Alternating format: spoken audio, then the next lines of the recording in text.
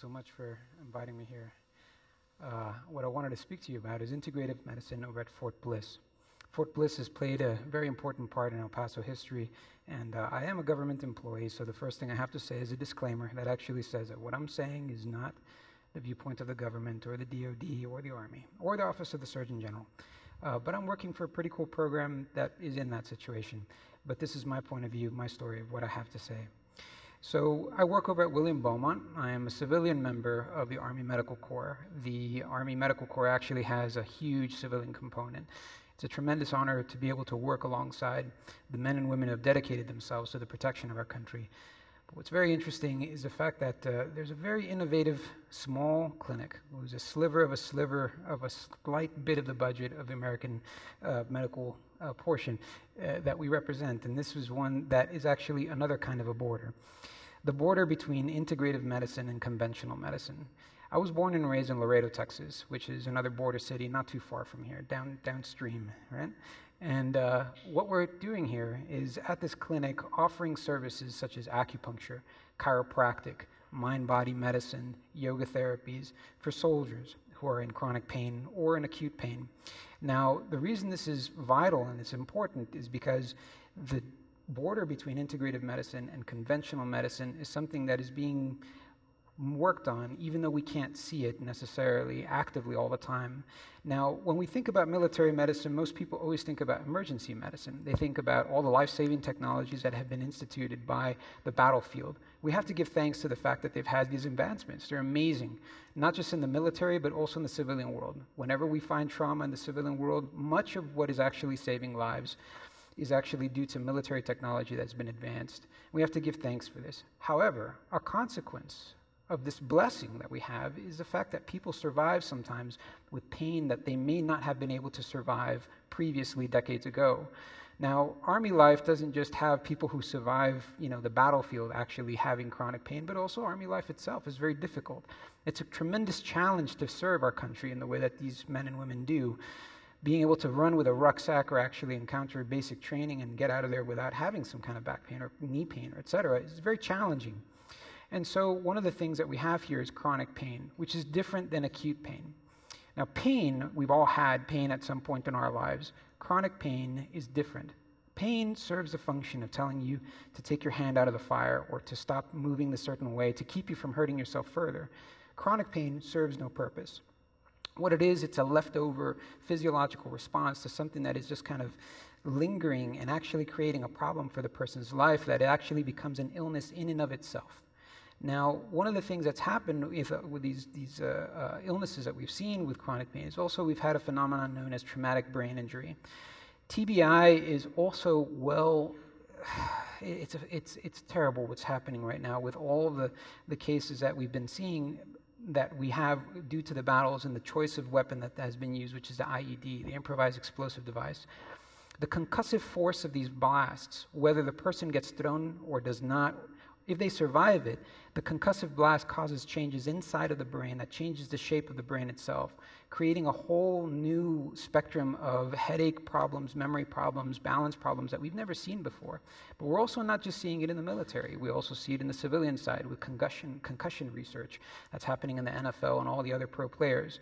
Now, we know that when TBI happens with chronic pain, both of them tend to be worse and more difficult to treat. But on top of that, we also have the phenomena of PTSD. Post-traumatic stress disorder, again, is not just in the military, even though it's been highlighted in the military. It also occurs in civilian populations.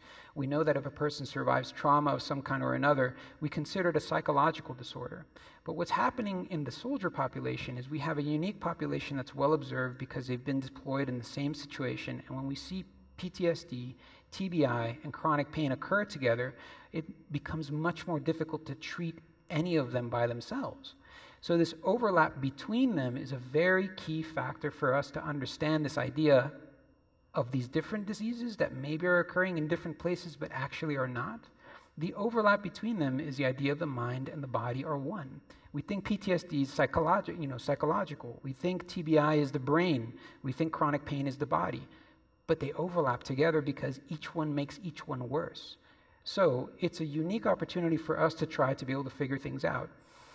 The Surgeon General, the last Surgeon General of the Army, had a very, very amazing foresight to try to think that we need to figure out how to manage pain within the military with a little bit more forward thinking. The leadership within the Army, I think, has been very innovative in trying to figure this out, and then figured out a management campaign to try to be able to understand how to formalize the management of pain for our troops. Now, one small little section of the whole entire big thing is section 4.2.1, which is why I get to talk to you today. It's one small section, and it is the idea that they were brave enough to actually give integrative medicine a chance. Now, integrative medicine has often not, as I said, been associated with military, but the idea is that some of these practices, such as acupuncture, chiropractic, mind-body medicine, have had enough evidence to say that they are safe enough, effective enough, to be able to give and to be offered to our soldiers so that we can have better improvement in their pain conditions. Now, chronic pain, the idea of it being a change to the central nervous system that adversely affects the individual's emotional and physical well-being as well as their level of function and quality of life, this is revolutionary, because this one sentence, I think, is the single most important sentence in this entire document. The idea that you have mind-body coming together, being given from an official position, is remarkable. And what we're finding is that all these things, there's two things I would really want you to walk away from, is the idea of looking into and do searches if you can on what's known as neuroplasticity and functional MRIs. Now, neuroplasticity is the finding that the brain changes its shape as we live our lives. It does not stay as one static thing. Like a muscle that develops when you use it, the brain changes in response to what you do with it, for better or for worse. Positive stimulus can produce positive changes. Negative stimulus can create negative. Chronic pain changes the shape of the brain. TBI, PTSD change the shape of the brain.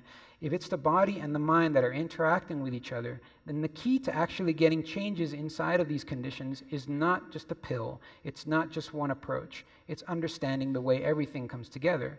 This is why these therapies have been found to be so effective. The reason that we see this mind-body interaction is not because of one person saying that this medicine is good and this one is bad, this one is conventional, this one is integrative. If it works, if it's effective, if it is safe, it is good medicine. It's not integrative medicine, it's good medicine. I've dedicated myself to try to be able to bring this as much as possible to reality. So the idea of this has also been followed on the national level by the National Centers for Complementary and Alternative Medicine. I really encourage you all to go and look at their website and try to see all the amazing research that's been done by them under the National Institutes of Health, trying to promote these ideas of health and being able to integrate these things, the most evidence-based ways of being able and cost-effective ways of bringing this medicine to us. So the challenges that we have ahead of us are still going to be that we need to provide more evidence for these ideas. And the idea of clinical integration, how do you refer to acupuncture? What's the right way in which you would refer to chiropractic? What are the limitations to all these different things? As well as the coverage, the idea of insurance. So who pays for acupuncture? Who pays for chiropractic? But the possible opportunities here are that we can actually find a new model of mind-body medicine, as well as common pathways of health and healing that we may have never seen before. Now, this is something that we can actually keep our fighting force as well as our country's health as healthy as possible for the following centuries that we have to live together. And in the words of Hippocrates, first do no harm. Thank you.